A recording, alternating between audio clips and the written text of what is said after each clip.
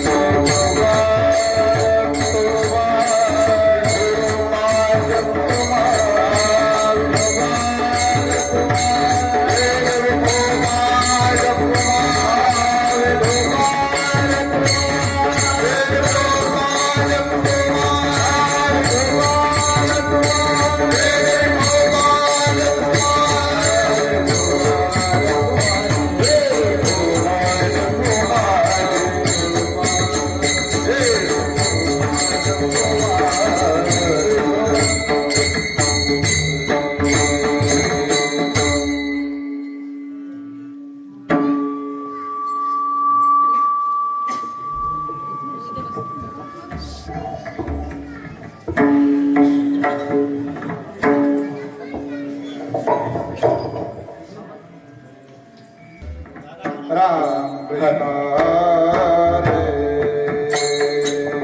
हरे हरे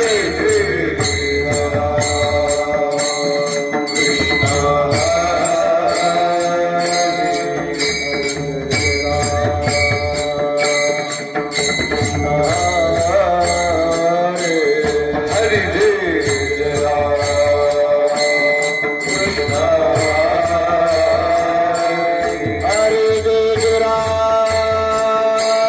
कृष्ण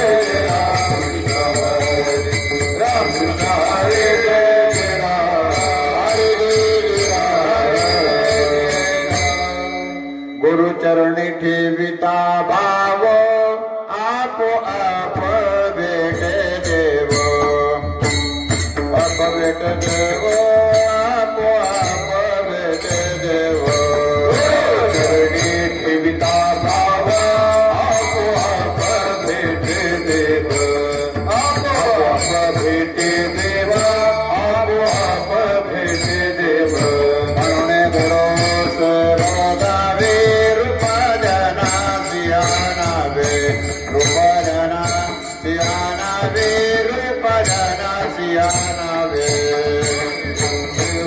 आवे रूप जना सियानावे रूप जना सियानावे रूप जना सियानावे देव आये गुरु पासी वारणवार संमुखते वारणवार संमुखते वारणवार संमुखते देव आहे गुरु पासी वारणवार संमुखते वारणवार संमुखते वारणवार संमुखते म्हणून गुरु सेवा जावे रूप जना सियानावे रूप जना सियानावे हरि गुरु से भागावे रूप जना सियानावे रूप जना सियानावे रूप जना सियानावे तुका म्हणे गुरु मदने देव भेटे जनी म्हणे भेटे जनी म्हणे देव भेटे जनी म्हणे तुका म्हणे गुरु भजने देव भेटे जनी म्हणे देव भेटे जनी म्हणे देव भेटे जनी म्हणे म्हणवणे गुरु सेवा जावे रूप जना सियानावे रूप जना सियानावे हरि गुरु से भागावे रूप जना सियानावे रूप जना सियानावे रूप जना सियानावे विठोबार कुमाये विठोबार कुमार विठोबार कुमाये विठोबार कुमार विठोबार कुमाये विठोबार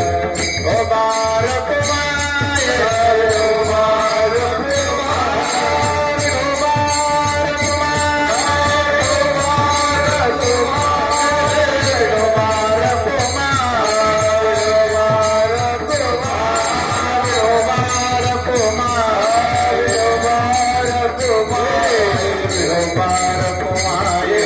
विठोबार कुमाये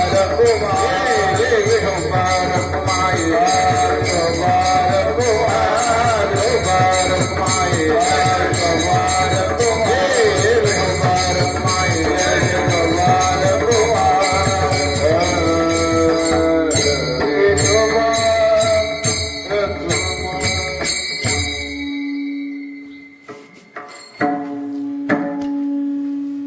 फॅनमध्येच ठेवला ना.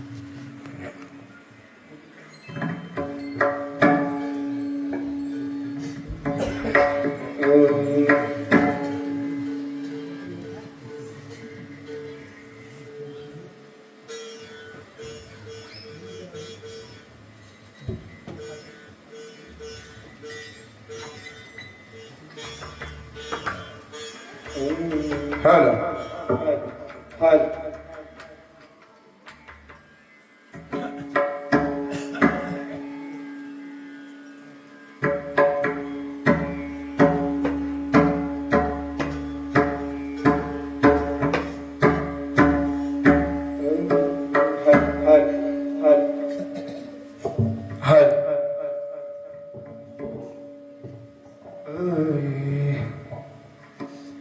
गुरु चरणी तेविता भाव गुरु चरणी तेविता भाव गुरु चरणी तेविता भाव गुरु ठेविता भाव गुरु चरणी ठेविता भाव गुरु चरणी ठेविता भाव गुरु चरणी ठेविता भाव गुरु भाव आपोआप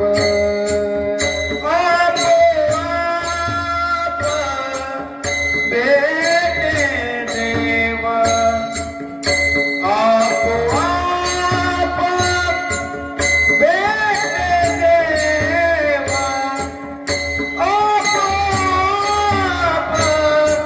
भेटे देवा मनोनी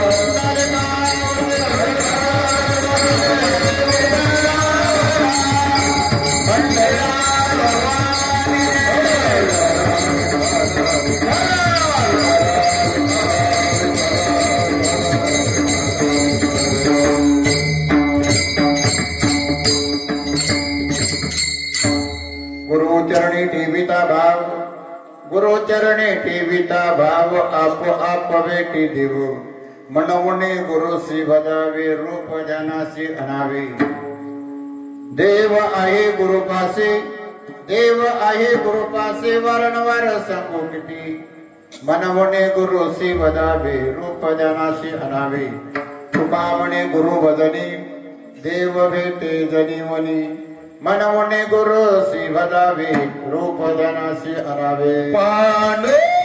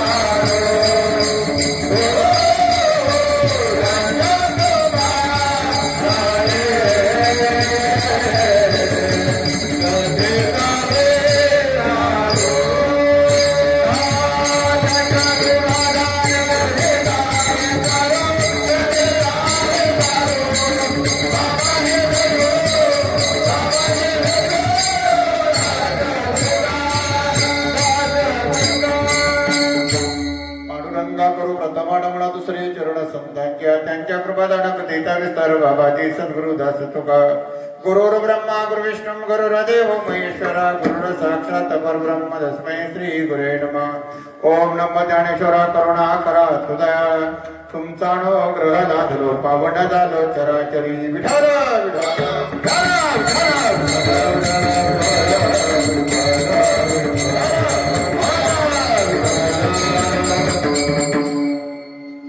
प्रिय भाविक संत सज्जनो, आज सालाबाद प्रमाणात श्री अखंड हरिनाम सप्ताह आपल्या गावात संपन्न होत आहे.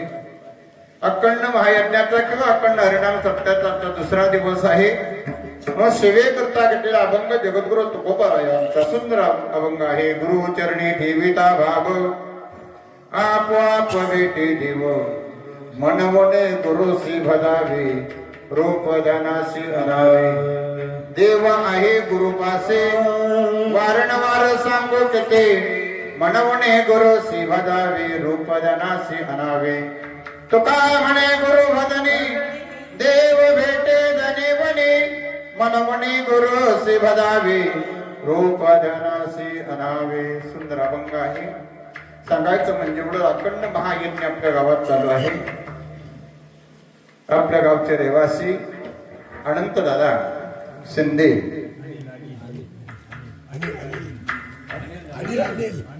आणि अनिल दादा शिंदे हे आपल्यातून अचानक निघून गेलेले आहेत. दुःखाचा डोंगर कोसळलेला आहे. हिचं नाव यज्ञ चालू आहे आणि त्यांची ज्योत मावळलेली आहे. खरोखरच त्यांच्या आत्म्याला चिरकाली शांती लाभावी म्हणून थोडस आपण मौनरूप धारण करायचं आहे.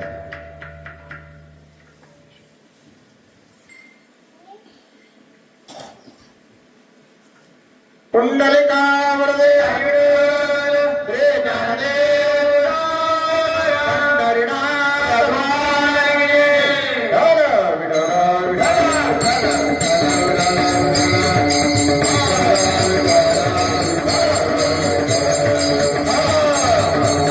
कोण दिवस येईल कैसा, कोण दिवस येईल कैसा नाही या देहाचा भरवसा, या देहाचा भरोसा नाही. जिथं नामघोष चालू आहे, जिथं महायज्ञ चालू आहे, त्या कालाला कशी काय छाती झाली इथं तो जीवात्मा नेण्यासाठी सांगायचं म्हणजे एवढंच. पण मरावे पण कीर्ती पुरावे. मनुष्य किती जगला ह्याला महत्व नाही, कसा जगला ह्याला महत्व आहे. आणि म्हणून दादा आपल्यातून निघून गेलेले अखंड हरिनाम सप्ताह पहिल्या दिवशी कीर्तन वगैरे ताईंनी मगाशी सांगितलं, आम्हाला वाईट वाटलं. ज्या वेळेस पहिल्याच टायमाला ज्यावेळेस इथं आम्ही आलो त्याला दादा आणि हे दादा बघत बघत बघत बघत श्यामभाऊ कुठे, श्यामभाऊ कुठे, श्यामभाऊ कुठे आहे. आणि त्यावेळेस पहिली तारीख देण्यासाठी ते हजर होत आणि तिथपासून अत्यंत जीवावगला प्रेम. आल्याच्या नंतर आम्हाला काही माहिती नव्हतं दादा गेलेले.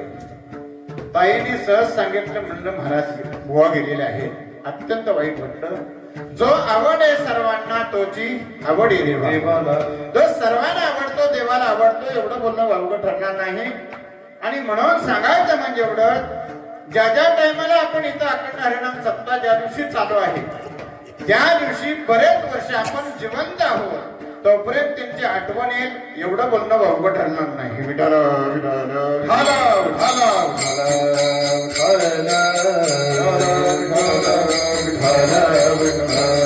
कायम आपल्याला आठवण राहील, याच्यात बिलवत्र काय शंका नाही.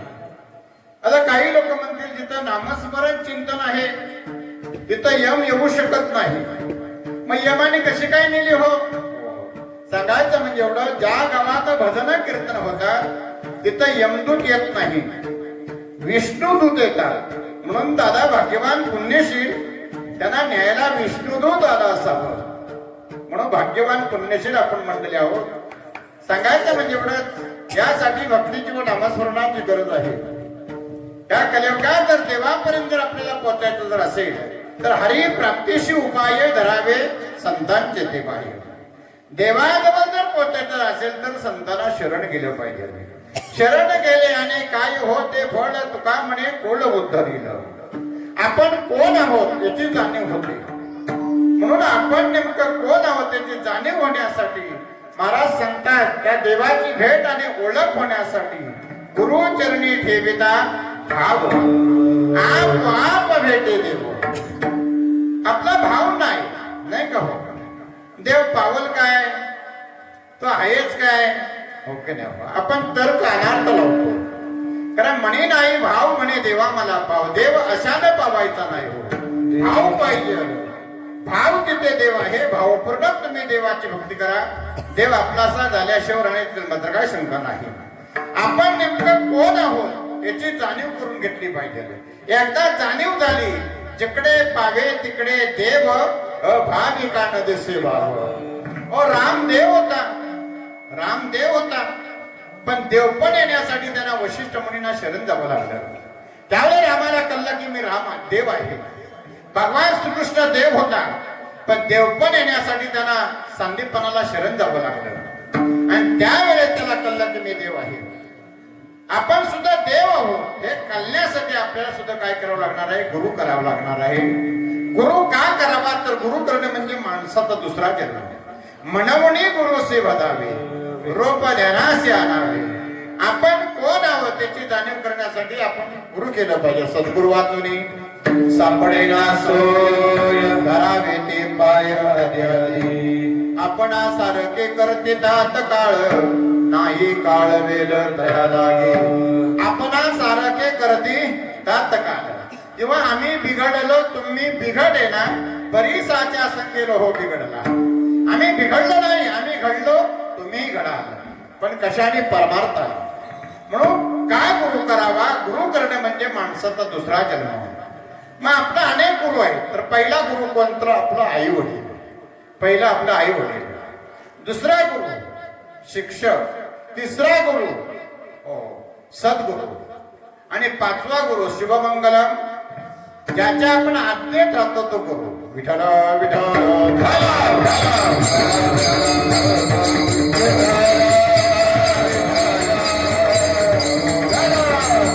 गुरु का करावा? तर गुरु करणे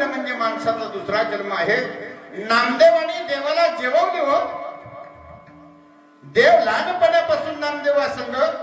नामदेवाला देव भेटला पण ओळखता आलं नाही. नामदेवाला देव भेटला पण ओळखता आलं नाही. मायबापानं तुम्हा आम्हाला सर्वांना देव भेटलेला आहे, फक्त ओळख झाली पाहिजे. एकदा का त्या देवाची ओळख झाली तर या जगात आपल्याला काही कमतरता पडणार नाही. एवढं बोलणं अवघड ठरणार नाही. म्हणून त्या देवाची ओळख आणि भेट कोण करून देतात तर सद्गुरू. म्हणून सद्गुरू नुसता गुरु करून सुद्धा काही फायदा नाही. तर गुरु चरणी ठेविता आव आप भेटे देव. सर्व ठिकाणी परब्रह्म परमात्मा हे याची जाणीव झाली पाहिजे.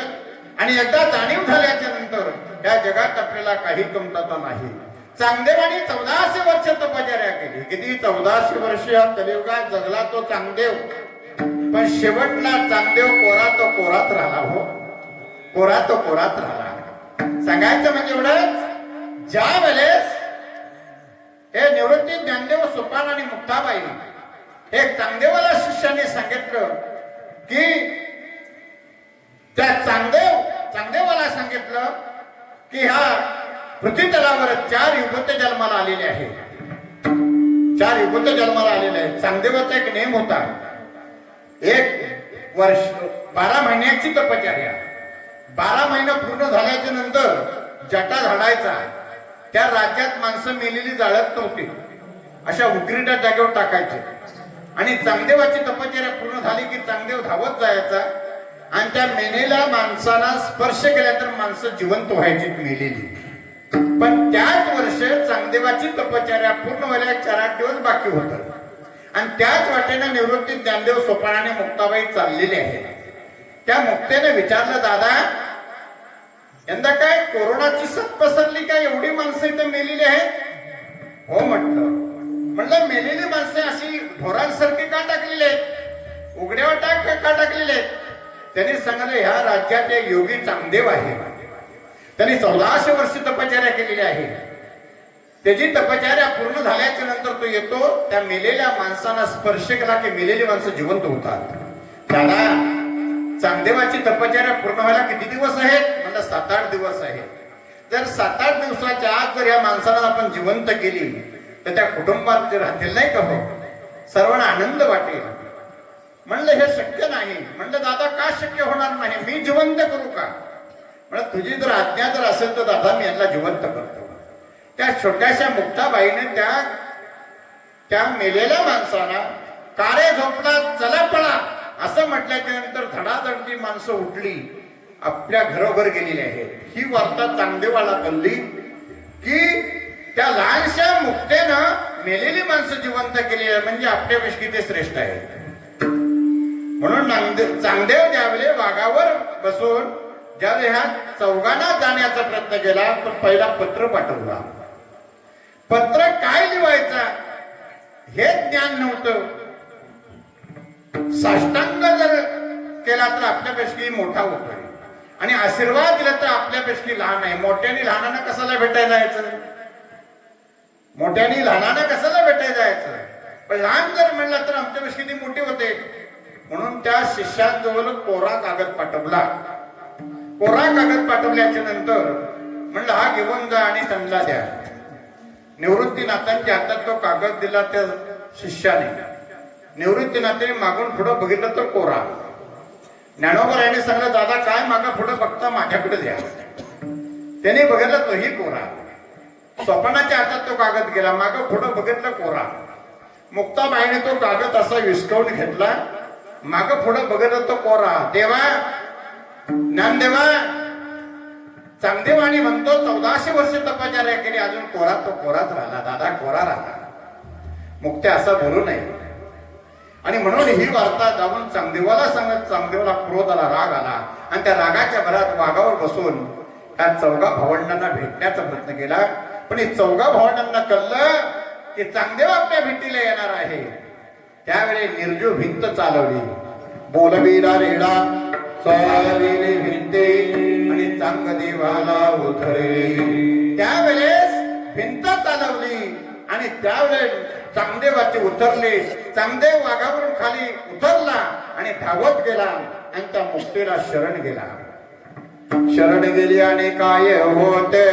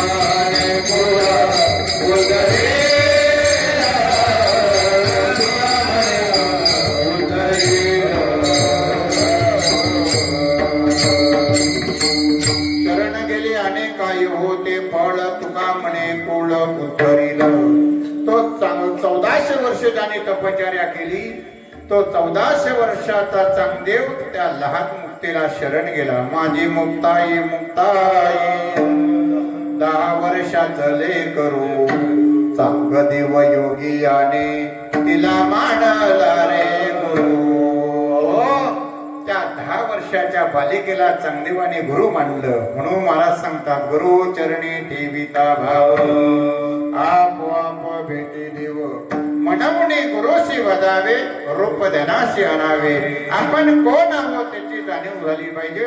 एकदा जाणीव झाली ते ह्या जगात आपल्याला काही कमतरता पडणार नाही, एवढं पण वावग ठरणार नाही. म्हणून आपण गुरु केलं पाहिजे. ज्या गुरुमाऊलींनी जो आपल्याला नाम दिलेलं आहे ते श्रेष्ठ आहे बघा. तो नाम तो ते नाम सोपे रे. ते नाम सर्वात सोपं आहे. ते नाम घ्या आपलं कल्याण होईल. तुकोबर ह्यांचा विचार जर केला बाबा जे आपोले सांगितले नाम मंत्र दिला राम कृष्ण हरे. कधी दिला? माघ शुद्ध दशमी पाहुणी गुरुवार केला अंगीकार तुका म्हणे. तुकोबर यांच्या स्वप्नात गुरुमाऊलींनी नाम मंत्र दिला. स्वप्नातल्या नामाचा तिने जोपासना केली. तुकोबर वैकुंठाला जर गेलं सांगायचं म्हणजे एवढं. पण आम्ही किती भाग्यवान पुण्यशील मंडळी. आपले गुरु आपल्या डोक्यावर हात देऊन नामस्मरण देत आहे, गुरु मंत्र देतात. पण आपला विश्वास नाही का हो. म्हणून विश्वास पाहिजे. आपला विश्वास पाहिजे. विश्वास तो ईश्वर. माऊली किती सुंदर सांगतात हे विश्वाचे माझे घर ऐशी मती दयाची स्थिर किंवा मनाचरांचर आपण असे पाहिजे झाला. म्हणून विश्वास पाहिजे. म्हणून विश्वाचा ईश्वर. म्हणून महाराज सांगतात रूप ध्यानाशी आणावे. महाराज सांगतात रूप जो आहे तो ध्यानाशी आणलं पाहिजे. कारण ध्यान म्हटलेलं आहे. महाराज सांगतात ध्यान. आपलं काही लोकांचं ध्यान नसतो नाही का हो. आपलं ध्यान नसतो. तारीख दादाने दिली फोनवर. म्हणलं महाराज दुसरा दिवस तुमच्या ध्यानात आहे ना. हो. ध्यान म्हणजे लक्ष. लक्ष अधिक मन. ध्यान म्हणजे लक्ष. म्हणलं ध्यानात 100% आहे. मधला दिवस ना दशमीचा ध्यानात आहे. हो. पण ध्यान पाहिजे. काही लोकांचं ध्यान नसतो नाही का. इकडे आरती वावळतोय कागदच्या झाली की नाही. घरात एक घरात पाहून राही स्थिर सदा विठ्ठल चरणी भजनी देह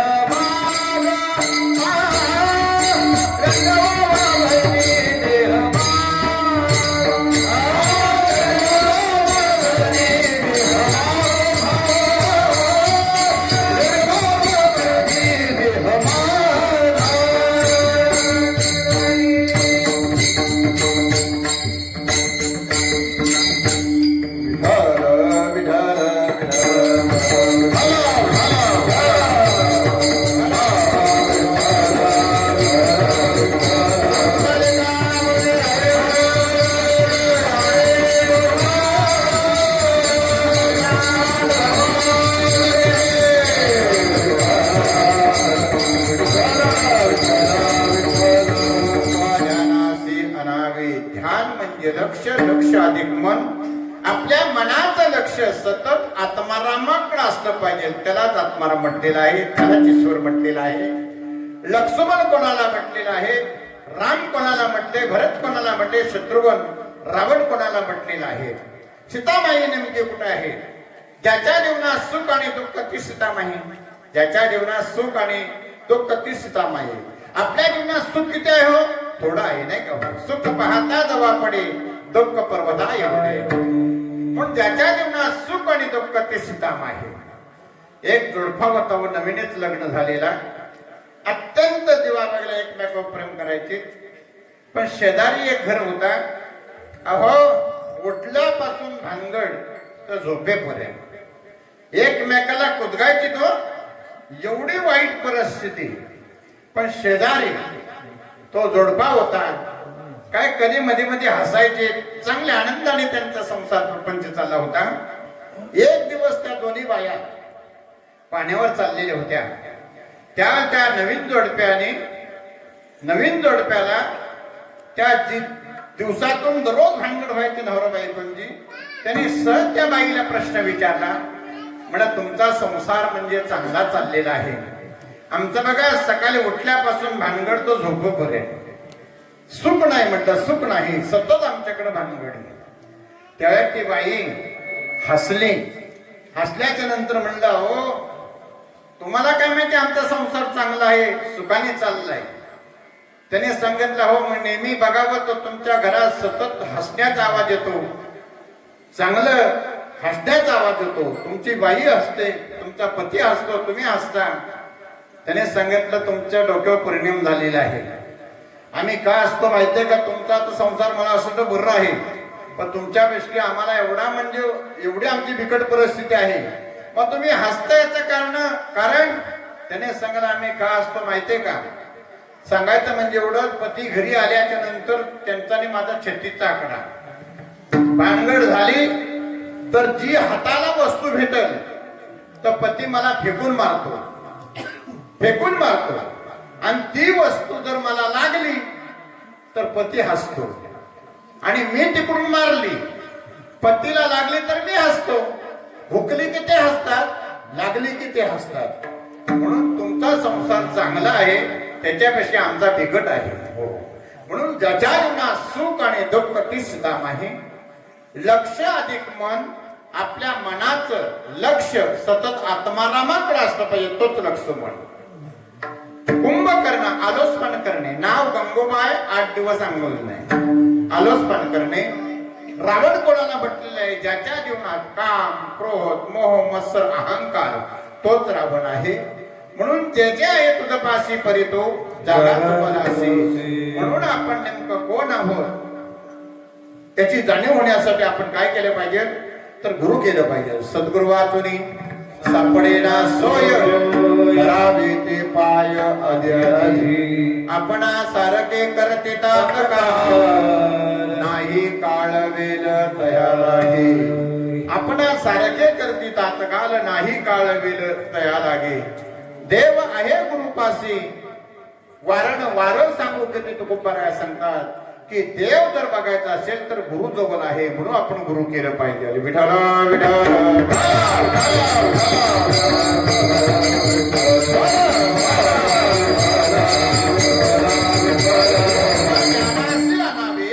महादेव ध्यानास्थ बसलेले, ध्यान करते.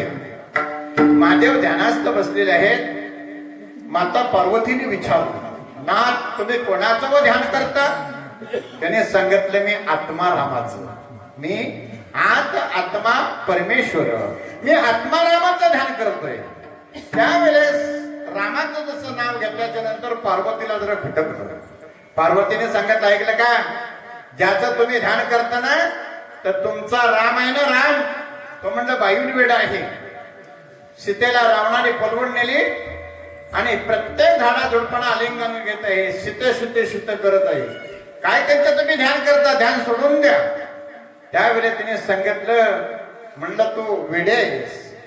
ज्याचा मी ध्यान करतो तो जगतपिता परब्रह्म परमात्मा आहे आणि त्याचं मी ध्यान करत आहे. म्हणलं एवढं जर तुम्ही जर त्याच्यावर एवढा जीवा लागला जर प्रेम करत असाल तर म्हणलं देवाची मला परीक्षा घ्यायला पाहिजे. पार्वती माता बोलल्या. त्याने महादेवाने सांगितलं माझ्या देवाच्या तो नांदाला लागू नको. नाही म्हणलं मला त्यांची परीक्षा घ्यायला पाहिजे. भगवान प्रभू रामचंद्रांची पत्नी सीतामाई ज्यावेळी रावणाने पळवून नेली, काय रामाचा हाल झालेले आहे. प्रत्येक झाडो झडपुना आलिंगन शिते शिते शिते शिते शिते करत आहेत. माता पार्वतीने विचार केला बघूयांची परीक्षा. उभ्या त्या सीतामाईंचा रूप धारण केला आणि एका वाटेवर उभी होत्या. भगवान प्रभू रामचंद्र प्रत्येक झाडा झुडपांना आलिंगन देत होते. आलिंगन देता देता माता पार्वतीला बघितली. पार्वतीला बघितल्यानंतर धावत भगवान प्रभू रामचंद्र गेलेले आहे आणि आलिंगन न देता माई पार्वतीच्या पाया पडलेले आहे. त्यावेळेस माता पार्वती दचकलेली आहे. माई आई माझ्यासाठी तुम्हाला इथे यावं लागलं. त्यावेळेस पार्वतीला कळलं की ज्याचं ध्यान माझा पती करत आहे ते योग्य आहे.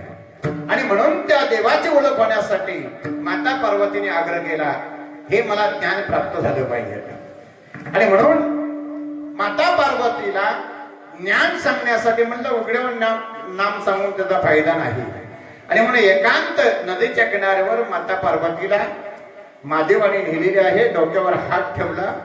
बघा जिथं नामचिंतन आहे भजन कीर्तन तिथे नेमकी झोप येते लोकांना, नाही का? झोप येते. नाच तमाशा असू द्या, उजळपर्यंत नाही का? हो उजळपर्यंत. वरात असू द्या, लोकांचं लग्न गौरवाला बघत उजळपर्यंत नाही का? पण नाम आहे तिथं नेमकी झोप आहे. नेमकी झोप आहे बघा. म्हणून आता महाराज आपल्या साईडला 9 ते 12 कीर्तन आहेत नाही का? 9:30. पण त्या भागाला हल्ली कीर्तनचे टायमिंगच चेंज करून टाकला लोकांनी. 7 ते 9 कार्यक्रम.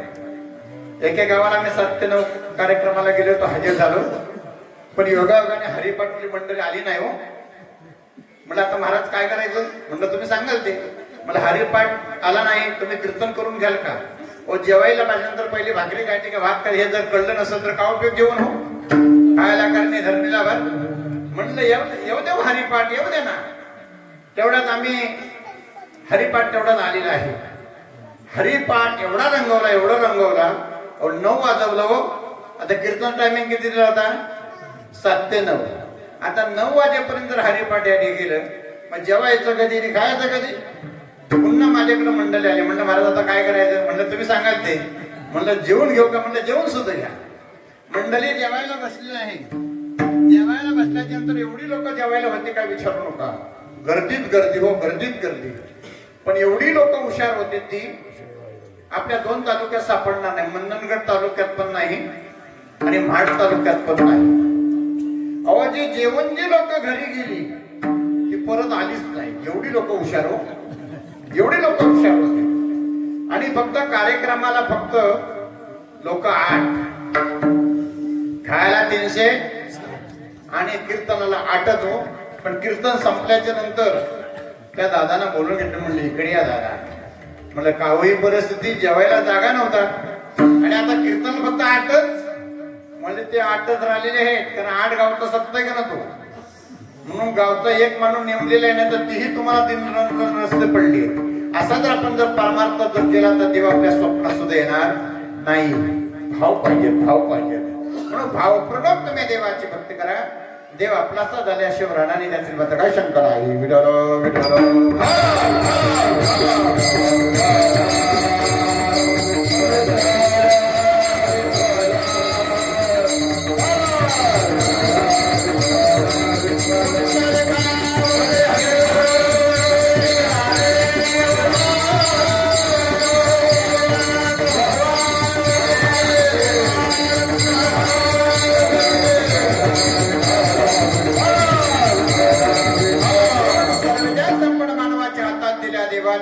एवढं नव्हे तर मानवाला देव सुद्धा होता येतो एवढं सामर्थ्य मानवाजवळ दिलेलं आहे. आणि म्हणून माता पार्वती ध्यानास्त बसलेली आहे. त्यावेळेस डोक्यावर हात ठेवला आणि नाम मंत्र सांगायला सुरुवात केली. पण माता पार्वतीला ते सहन झालं नाही, झोपी गेली. पण त्या नदीच्या किनाऱ्यावर नवनारायणीने अवतार घेतला होता. माशांच्या पोटात नाम तिथंच थांबवला, पण त्या माशाच्या पोटात नवनारायणाने ते नाम मंत्र गुपित ऐकलं. कालांतराने तो मासा एका कोल्याला सापडला, चिरला, त्याच्यातून एक बालक जन्माला आला. मच्छीच्या पोटातून तो जन्माला आला, म्हणून त्याचं नाव मच्छिंद्रनाथ ठेवला. मच्छिंद्रनाथ ठेवला. मच्छिंद्रनाथ ठेवल्याच्या नंतर तो कोळ्याला मुलबाल वगैरे नव्हता, म्हणून त्या कोळ्याने लहानाची मोठी केली, घरी नेली. आपला व्यवसाय, या पोटाची खलगी भरावी म्हणून मासा पकडायचं, 4 पैसे येतील आपल्या कुटुंबासाठी लावायचं. एक वेळा मासा पकडायला ज्यावेळेस नदीवर गेला, भरपूर मासा पकडलं, पण त्या मुलाने विचार केला, ज्या कुलात मी जन्माला आलो तोच वंश माझा बाप खलास करत आहे, आणि त्या कुलाचा उद्धार करण्यासाठी त्या मच्छिंद्रनाथाने एक एक मासा पुन्हा पाण्यात टाकायला सुरुवात केली. पाण्यात टाकत असताना बराच काल गेलेला आहे. मासा एवढे मी पकडतो, एक टोपल्यात मासा नाही. शेवटला त्या वडिलांच्या लक्षात आलं, आणि एवढी त्याला मारली काय विचार नव्हता. जलंबर भीक मागत राहशील, जलंबर भीक मागत राहशील. तेच मच्छिंद्रनाथ जंगलात गेलेले आहेत, तपचार्या केली. तपचार्या केल्याच्या नंतर दत्तगुरु प्रसन्न झालेले आहेत. दत्तगुरु त्यांना प्रसन्न झालेले आहेत, आणि दत्तगुरूंनी जो अर्धवट नाम दिलेला होता, पार्वतीला शंकराने नाम दिला होता पण अर्धवट, त्याच्या पुढचं जे ज्ञान कुणापासून त्यांना भेटलं तर दत्तगुरूंपासून, गुरुपासून, दत्तगुरूंपासून ते नाम झालेले आहेत, आणि तेच मच्छिंद्रनाथ. एक महाराजांचा अभंग आहे बघा, आदिनाथ गुरु सकळ सिद्धांचा, मच्छिंद्रयाचा मुख्य शिष्य. मच्छिंद्राने बोध गोरक्षास केला, गोरक्ष बदला गहिनी प्रती, गहिनी प्रसादे निवृत्ते दाता, ज्ञानदेवांसार चोरविले. आदिनाथ म्हणजे शंकर, पार्वतीला नाम सांगितला, तोच नाम मच्छिंद्रनाथाने ऐकला. मच्छिंद्राने बोध गोरक्षास केला, गोरक्ष बदला गहिनी प्रती, गहिनी प्रसादे निवृत्ते दाता, ज्ञानदेवांसार चोरविले. ज्ञानोबरायांपर्यंत ज्यावेळेस नाम आला, पूर्वी अशी परंपरा होती, एक गुरु एक शिष्य, एक गुरु एक शिष्य. पण आता ते ज्ञानोबरायांपर्यंत पोहोचले. ज्ञानोबरायाने आपला स्वतःचा विचार केला नाही, भावकीचा गावकीचा विचार केला नाही, तर समाजाचा विचार केला. लोपले ज्ञान जगे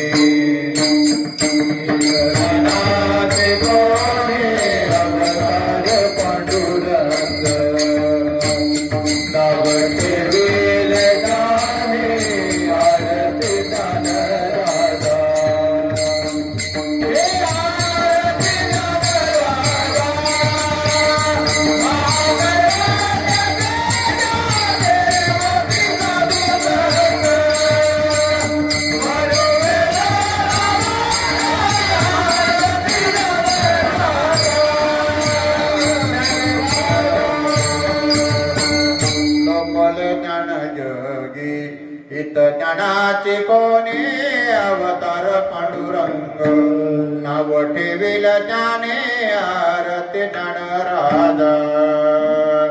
ज्ञान लोकलेलं होतं ते मुगडकच कोणी आणलं तर ज्ञानोबरायाने, आणि त्यावेळी गुरु बाबूंनी जो आज्ञा घेतली ज्ञानोबरायाने, त्याने केला विस्तार. आणि म्हणून एक आताची परंपरा जर बघितली तर एक गुरु आणि त्या गुरुचा हजारो शिष्य, अनंत उपकारपणाचं तर ज्ञानोबरायांचं. विठ्ठल विठ्ठल.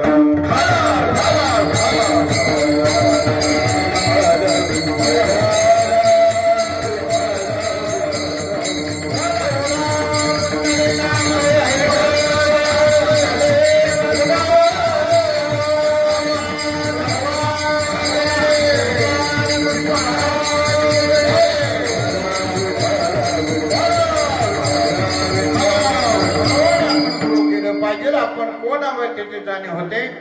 पशु पक्ष्यांना देव भेटला पण ओळखता आलं नाही. पशु पक्ष्यांना देव भेटला पण ओळखता आलं नाही.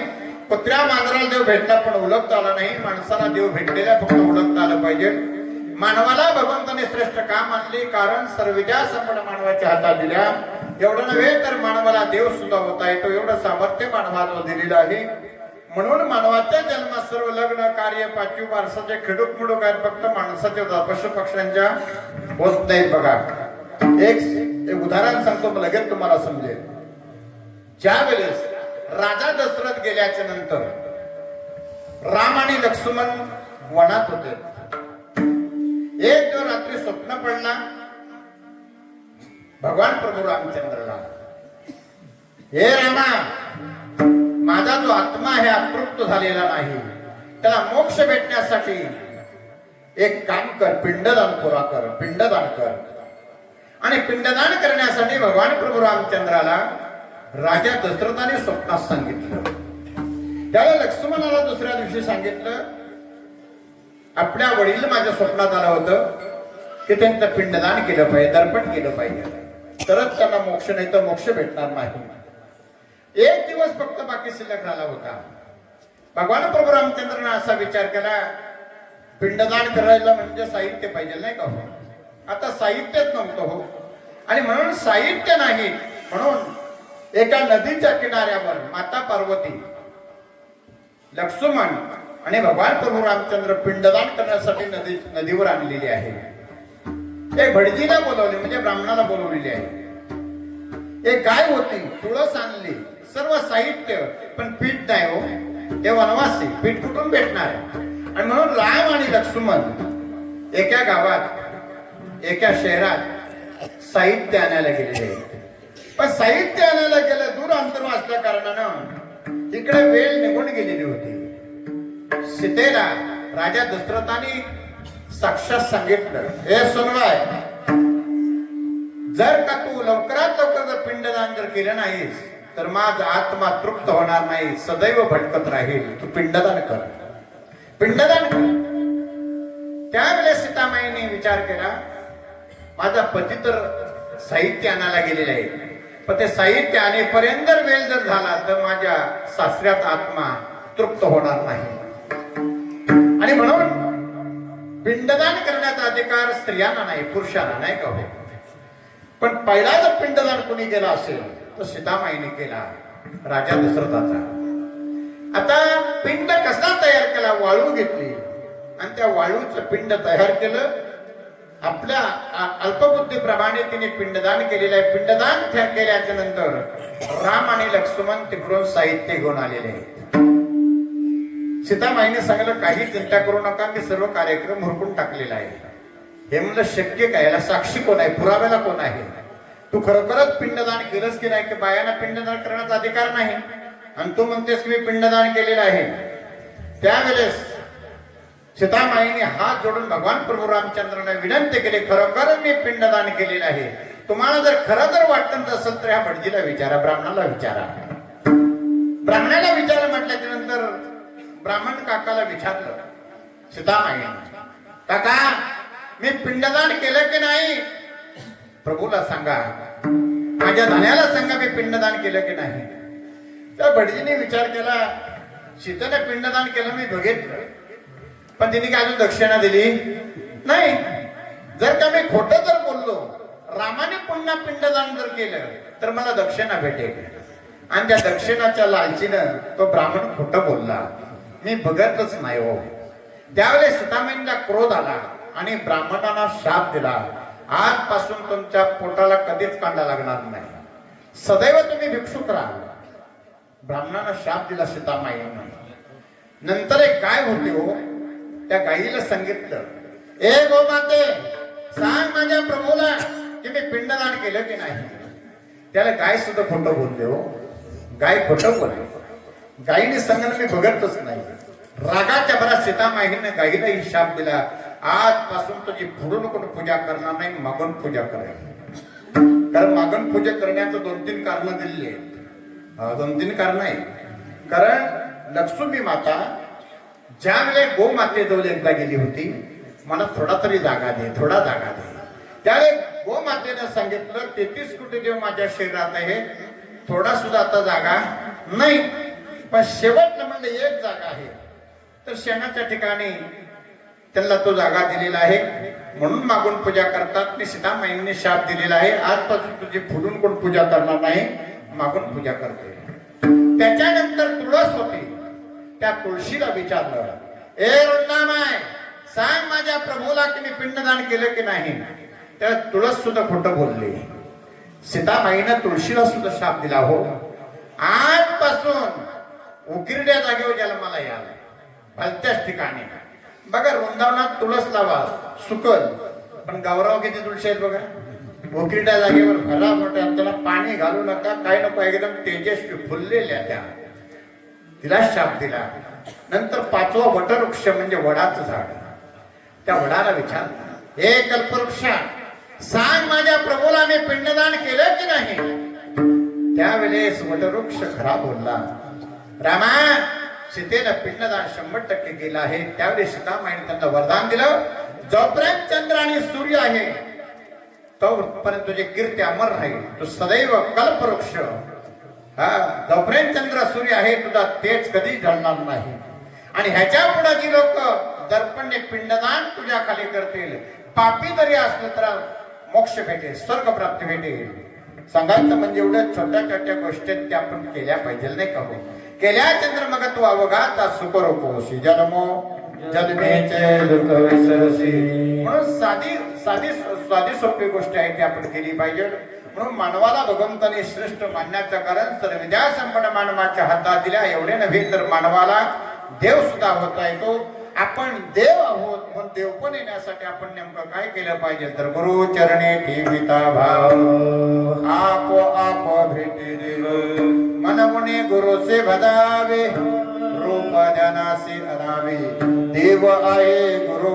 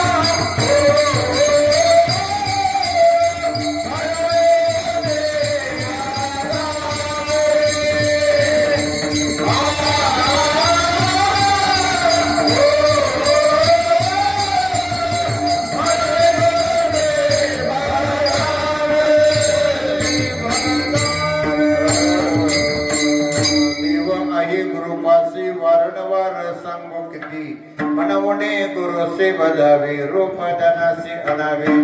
सर्व ठिकाणी परब्रह्म परमात्मा आहे याची जाणीव होण्यासाठी आपण काय केलं पाहिजे? देवाची भक्ती केली पाहिजे, नामस्मरण केलं पाहिजे. नामाप्रत्ये तत्व नाही रे अन्यथा वाया अनेक सर्व विद्या संपन्न मानवाच्या हातात दिल्या. एवढं नव्हे तर मानवाला देव सुद्धा होता येतो. देव मामयासी गेलो देते देवाची होण्या. म्हणून देवाच्या भक्तीची व नामस्मरणाची गरज आहे. काही लोक म्हणतील आपण जर देव जर आहोत मंदिरात काय येतो? हो महाराज सांगतात तो हा विठ्ठल बरोबा, तो हा माधव बरोबा. सर्व ठिकाणी परब्रह्म परमात्मा आहे याची जाणीव झाली पाहिजे. एकदा जाणीव झाल्याच्या नंतर जिकडे पावे तिकडे देव अभाविकान दिसेवा. याप्रमाणे आपण देवाची भक्ती केली पाहिजे, नामस्मरण केलं पाहिजे. बघा ह्या कलियुगात जर देवापर्यंत जर पोहोचत जर असेल तर कधी हे इंद्रिय तुम्हाला जोपर्यंत साथ करायचं तोपर्यंत देवाची भक्ती केली पाहिजे, नामस्मरण केलं पाहिजे. बघा हे 5 बोट किती सुंदर आहेत. बघा देवाने 5 बोट सारखे दिलेले आहेत का आपल्याला? नाही हो, खालीवर आहेत सर्व बोट. सर्वात लहान बोट म्हणजे अंगठा. बघा सर्वात लहान बोट अंगठा आहे. त्याच्या साईडचा जो बोट आहे हा लय लबाड बोट. चांगलं झालं तरी हे बोट दाखवतो, वाईट झालं तरी हे बोट दाखवतो. त्याच्यानंतर मधला बोट हा सर्वात मोठा आहे, हा पुढार आहे. हा जसं सांगेल तसं आपण वागलं पाहिजे. त्याच्या साईडचा जो बोट काय परमार्थी बोट आहे. आणि एकदम शेतकरी म्हणजे करंगली. ही 5 बोट जर एकत्र जर आली तर आपण जीवू शकतो. एखाद्याला भूक लागली, एका बोटाला आमंत्रण करा, पोट भरल. दुसऱ्या बोटाला आमंत्रण करा, तिसऱ्या. ही 5 बोट एकत्र आली पाहिजे तरच आपण पोटभर जीवू शकतो. ह्या 5 बोटांची मी तुम्हाला गंमत सांगतो. ज्यावेळेस देव पूजा करत असताना कुठल्या बोटाने देवाला गंध लावला तर आपलं आयुष्य वाढतो, तर करांगलीच्या साईडच्या बोटाने गंध लावा, आपलं आयुष्य वाढतो. स्वतःला गंध लावताना मधल्या बोटाने गंध लावावा, आपलं आयुष्य वाढतो. नवरदेव असेल, कुठल्या बोटाने गंध नवरदेवाला लावावा हो? अंगठ्याने लावावा. राजाला अंगठ्याने. सांगायचं म्हणजे एवढं छोट्या छोट्या गोष्टी आहेत तेवढ्या आपण केल्या पाहिजे. आणि केल्यानंतर मग तू अवघाचा सुखरूप होसी, जन्मो जन्मेचे दुःख विसरसी. सर्व काय देवाने आपल्याला दिलंय हो, पण त्याचा आपण योग्य रीतीने वापर करत नाही. इथं नारळ आहे, नारळाला देवाने डोळे दिलं हो, पण त्याला पाहता येत नाही, बघता येत नाही. देवाने सुंदर आपल्या 2 डोळे दिलेले आहेत. डोळे भरून या पाय तुझे मुख, हे माझं सुख दिली देव. यासाठी देवाने डोळे दिलेले आहेत. कपाला कान दिलेला आहे, पण त्याला ऐकता येत नाही. देवाने 2 आपल्याला 2 कान दिलेले आहेत. कान भरून ऐकेन तुझी गिरटे, हे माझं विश्रांती देही देवा. सुईचा विचार करा, सुईला नाक दिलं पण वास घेता येत नाही. देवाने सुंदर आपल्याला नाक दिलेलं आहे. एवढं नव्हे, बाटलीला तोंड दिलं, बाटलीला खाता येत नाही, बाकी पिता येतो. देवाने तोंड आपल्याला सुंदर दिलेलं आहे. टेबल नाही तर खुर्चीचा विचार करा, खुर्चीला देवाने पाय दिलं पण चालता येत नाही, पळता येत नाही. आपल्याला सुंदर असे 2 पाय दिलेले. का दिलं, कशासाठी दिलं, एवढा जरी प्रत्येकाने विचार केला तरी 100% आपण जन्म मृत्यूच्या फेऱ्यातून चुको. एवढं बोलणं वावगं ठरणार नाही. करा एक वेळा त्या पांडुरंगाचं सर्वांनी भजन. विठोबा रघुमाई, विठोबा रघुमाई, विठोबा रघुमाई, जय विठोबा रघुमाई, विठोबा रघुमाई,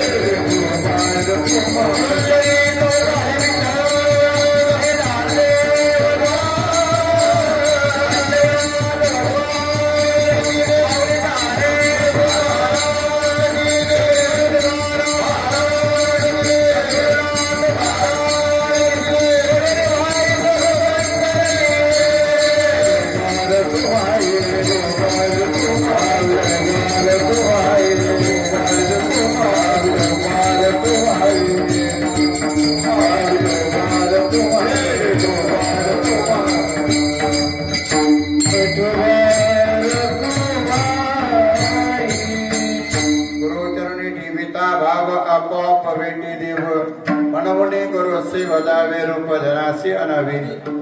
तुका म्हणे गुरु भजनी देव भेटे जनीवरी. मनवणे गुरुसी भजावे रूपदानासी अनावे. बघा, रात्री आपल्याला स्वप्न पडतो नाही का? वेगवेगळे काही लोकांना स्वप्न पडतात. महाराज एका अभंगात वर्णन करतात, दिशे स्वप्नावणी स्वप्न पडतो. एका बाबाला रात्री स्वप्न पडला, 25 लाखाची लॉटरी लागली हो स्वप्नात. आणि 25 लाख रुपये काय करायचा मोठा प्रश्न पडला.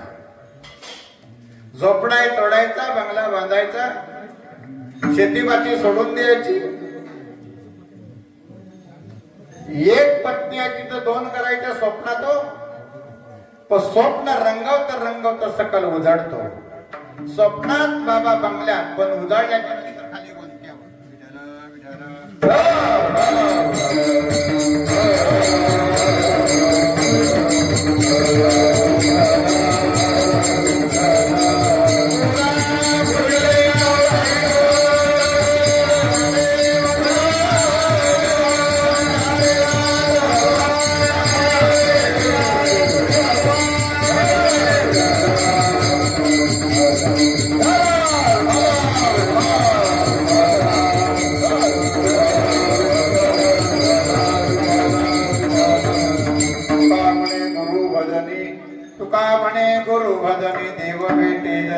मनवणे गुरु सी भजावे रूपदानासी अनावे. ज्या वेळेस भरत आणि शत्रुघ्न हे मामाकडे गेलं होतं. मामाकडे बघा, आता मुलांना शाळेला सुट्ट्या पडल्या की मुलं आवडीनं मामाकडे जातात. भरत आणि शत्रुघ्न मामाकडे गेलं होतं. हे अवचित साधून कैकेयीनं राम आणि लक्ष्मणाला वनात पाठवले नाही का? वनात पाठवलेली आहे. राम लक्ष्मणाला वनात पाठवली. भरत शत्रुघ्न मामाकडे आहे. मामा एवढं मोठं हुशार होतं की हाताच्या फोडाप्रमाणे भाच्याला सांभाळले. बरेच दिवस गेलेले आहे. 3:30-4 वाजता भरताला अचानक जाग आली. भरत जागा झाला. जागा झाल्याच्या नंतर बिछाण्यावर डोक्याला हात लावून विचार करतोय भरत.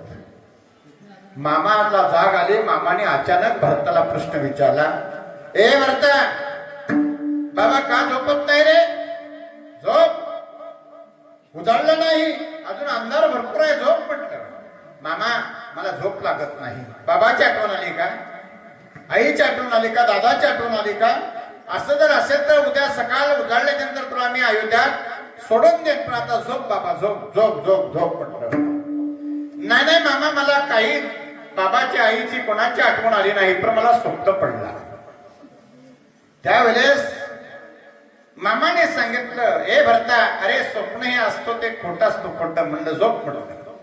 नाही मामा, माझ्या गुरुनी सांगितलेलं आहे. आपल्याला फक्त एवढंच बघा, तुका म्हणे गुरु भजनी देव भेटे जनिवनी. मामा, माझ्या गुरुनी सांगितलेलं आहे की सकाळी ज्याला स्वप्न पडतो तो सत्य ठरतो. काय तुझ्या गुरुनी सांगितलं रे? म्हणलं, माझ्या गुरुनी सांगितलेलं आहे, एखाद्याला स्वप्नात एखादी स्त्री पिवळी साडी नेसून जर दिसली की समजावं आपल्याकडे शुभकार्य म्हणजे पोरा बाळांचं लग्न जमणार आहे. पिवळी साडी नेसून जर बाई दिसली, नंतर लाल साडीने तर हिरवी साडी नेसून जर बाई दिसली स्वप्नात, की समजावं आपली दारिद्र्य दूर होणार आहे, लक्ष्मी घरी आपल्या वास करणार आहे. पण मामा, माझ्या स्वप्नात पिवळी साडी सुद्धा नेसून बाई आली नाही, हिरवी पण नाही आणि लाल पण नाही, पण माझ्या स्वप्नात अशी बाई आली होती काली साडी नेसून, आणि तिने केस मोकळं सोडलं होतं. एक फणी घेतली आणि ते केस इंत्रत दक्षिण दिशेला चालली होती. ह्याचा अर्थ की माझ्या घरी काहीतरी वाईट प्रसंग घडला असावा आणि म्हणून मला असं वाईट स्वप्न पडलेलं आहे. उजाडला भरताला. मामाने आपल्या रथात टाकली, अयोध्या सोडली. अयोध्या पूर्ण स्वकाकुळ झाली होती. आणि ती अवस्था आज आपल्या गावात घडली. दादा निघून गेलेले आहेत अचानक. जरी ते गेला असतं पण त्यांचा जो आत्मा आहे त्या परिसरात वास करत आहे. आपण जीव खडा आणतो ना, जीव खडा. कारण ज्यावेळेस माणूस गेल्याच्या नंतर तो आत्मा आहे, तर आत्मकोडी संवाद एक ग्रंथ आहे, तो वाचा. कारण आत्म्याचा आणि या कोडीचा संवाद आहे. तो आत्मा ह्या कोडीला सोडून जाया मागत नाही आणि त्या कोडीच्या वाटेने सभोवती फिरतो. आंघोळे घालताना एवढं नव्हे तर स्मशानभूमीच्या दिशेला ज्या वाटचाल होते, पण मध्यवाटेत गेल्याच्या नंतर आपण खान बदलतो नाही का हो? जीव खडा घेतो आणि तो जीव त्या खड्यात प्रवेश करतो आणि तो जीव खडा आपण आणून कुठे ठेवतो? बाहेर बांधून ठेवतो. कमीत कमी तर उत्तर कार्य होईपर्यंत तो आत्मा जो आहे इथंच आहे, आपल्या परिसरात आहे. काही चिंता करू नका. जरी दादा जरी कुडीनं गेला असलं पण त्या परब्रह्म परमात्म्याच्या रूपाने आहे तो वास करत आहे. तेवढं बोलणं भाऊ ठरणार नाही. म्हणून महाराज सांगतात हे कळण्यासाठी फक्त गुरुचरणी ठेविता भाव आपोआप भेटे देव. मनोमणी गुरुसे भजावे उपाधनासी अडावे. तुका म्हणे गुरु भजने देव भेटे दैवनी. मनोमणी गुरुसे भजावे उपाधनासी अडावे. भक्ती साधी आहे, सोपी आहे, पण ते आपण केली पाहिजे. आणि केल्यानंतर मग तो अवघाचा सुखरूप होसी जन्म जन्मेचे दुःख विसरसी. एवढं बोलणं वावगं ठरणार नाही. म्हणून आपण परमार्थ केले पाहिजे, म्हणून देवाची भक्ती केली पाहिजे. आपलं आयुष्य कमी का तर त्याला कारण आहे. भगवान श्रीकृष्णाला एक वेळा सत्यभामाने प्रश्न विचारला, अहो आता कलियुग येणार आहे, कलियुग. या कलियुगात जर माणसाला 100 वर्ष तुम्ही आयुष्य दिला, पण 100 जर गाठायची जर असेल तर काय केलं पाहिजे? सत्यभामाला भगवान श्रीकृष्णाने एक हातभर कथा सांगितली. तेवढी काय तुम्हाला मी आता सांगत नाही, त्याचा उत्तर फक्त सांगतो आणि पुढे जातो. त्याने सांगितलं ह्या कलियुगात जर माणसाला जास्त जर जगायचं असेल तर दान धर्म केलं पाहिजे. दान धर्म नाही केला, दान धर्म नाही केला, दान धर्म नाही केला, दान धर्म नाही केला.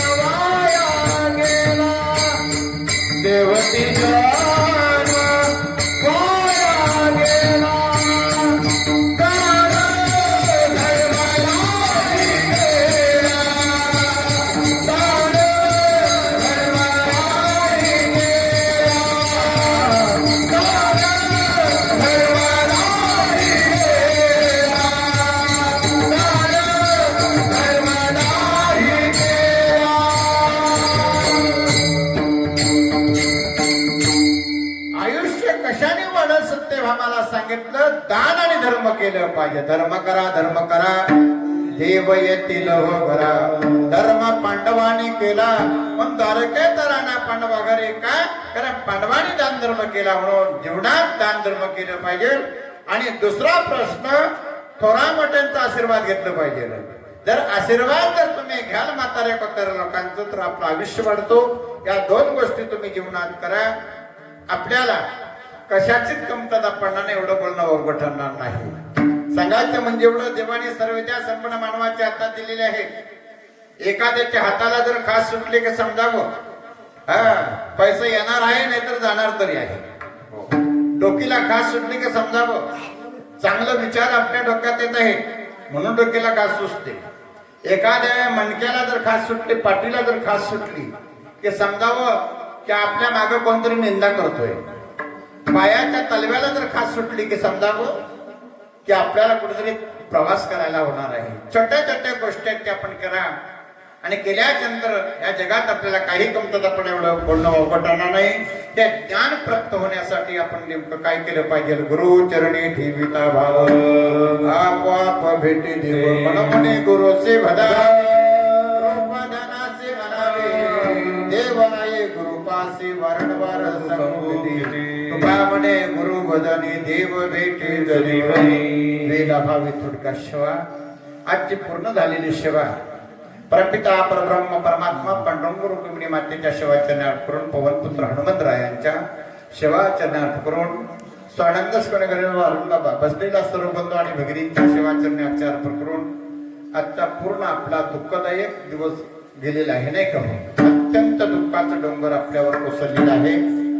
झालेली जेवढी सेवा जे दादाने गुण केले त्यांचे सेवाचरणे अर्पण करून दुदंगजरे आमचे पवार दादा यांची सेवाचरणे आचरण विनेकरी चालकरी हरिभक्त परायण एकनाथ महाराज बिरगल यांचे सेवाचरणे अर्पण आमचे चिरंजीव हरिभक्त परायण श्रवण महाराज दोघं बापले एकत्र कधी भेटत नाही, आज आम्ही भेटलो.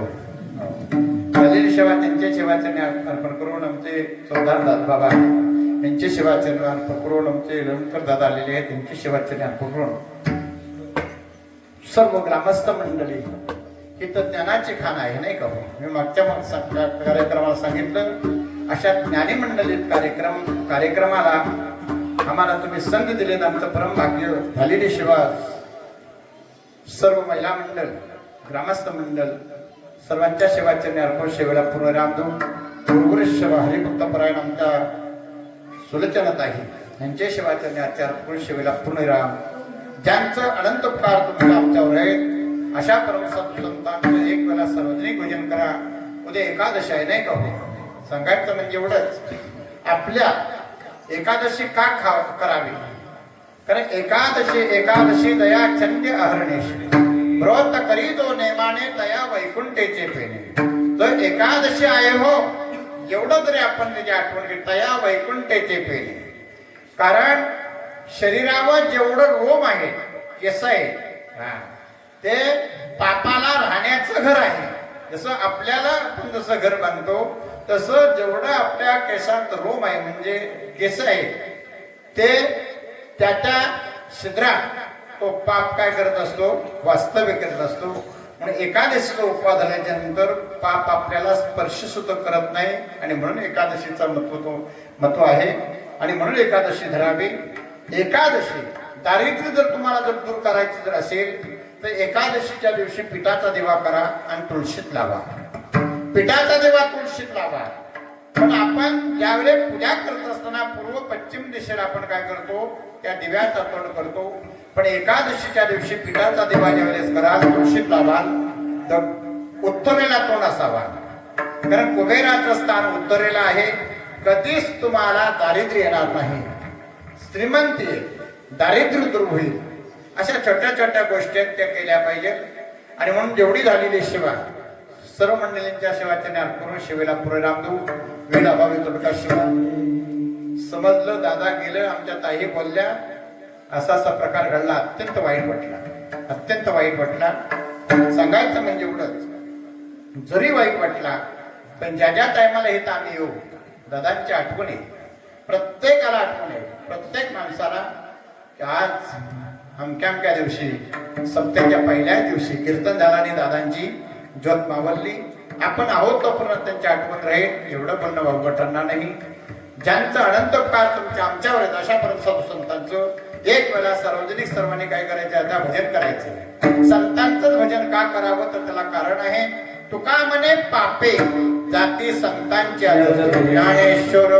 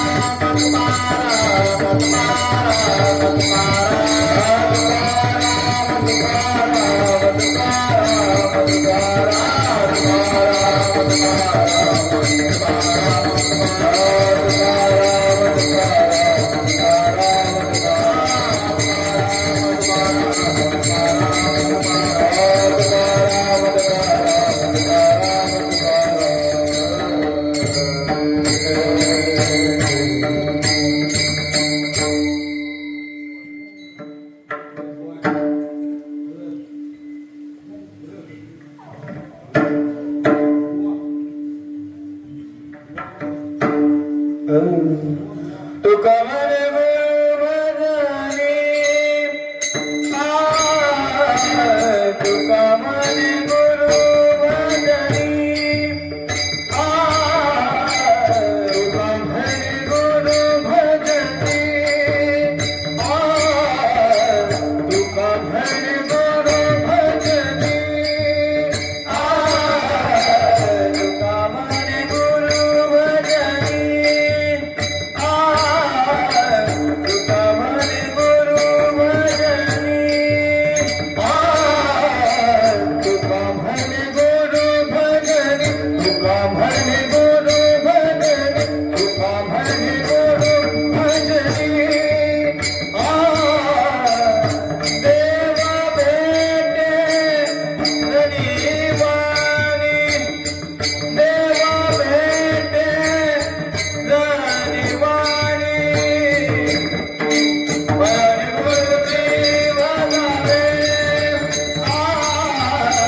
बळी गुरुदेव धावे देवा भेटे धनीवाणी देव भेटे धनीवाणी बळी गुरुदेव धावे बळी गुरुदेव धावे